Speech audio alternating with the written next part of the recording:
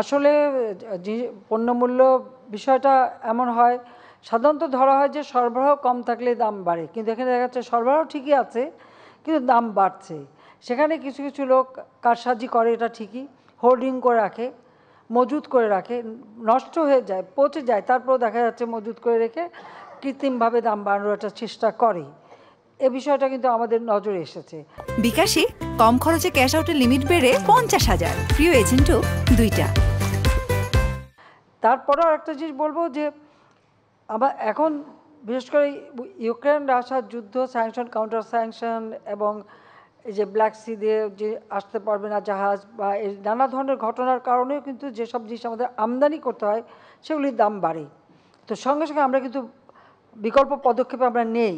আমরা আমাদের দেশের মানুষের যাতে কষ্ট না হয় তার জন্য যা যা করার আমরা করি, এবং সেই সাথে আমি যেটা সকলকে সবসময় আহ্বান করেছি যে 1 ইঞ্চি জমিও যেন অনাবাদি না থাকে, তো আমাদের খাদ্যের অভাবটা যেন কখনো না হয়, সেটাই আমরা দেখতে চাচ্ছি, সেটা আমরা করি।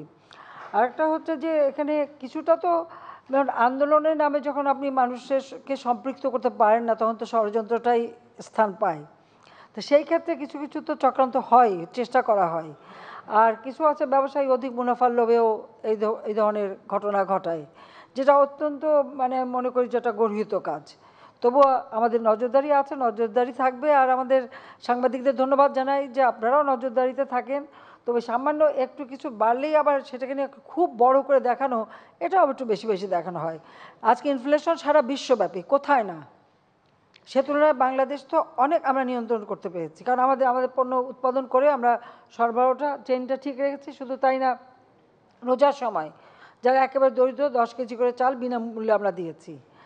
এমনকি আমরা যে পারিবারিক কার্ড করে দিয়েছি, সেখানে আমরা স্বল্প মূল্যে অন্তত 5-6টা পণ্য আমরা অল্প দামে দিচ্ছি, যেন আমাদের মানুষের কোনো কষ্ট না হয়। সেজন্য ওই হাহাকারটা কিন্তু হয়নি।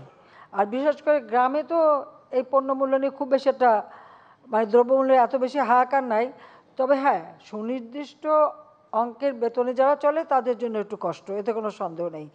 তারপরেও সেটাকে নিয়ন্ত্রণ রাখা। আর এই যে আমরা যে পারিবারিক কার্ড করে দিয়ে অল্প মূল্যে যাতে পণ্য কেনা যায় তার ব্যবস্থাটা যে করে দিচ্ছি, এতে মানুষটা অন্তত কিছুটা দম ছাড়ার সময় পাচ্ছে। আমাদের সেদিকটা আমাদের লক্ষ্য আছে। আর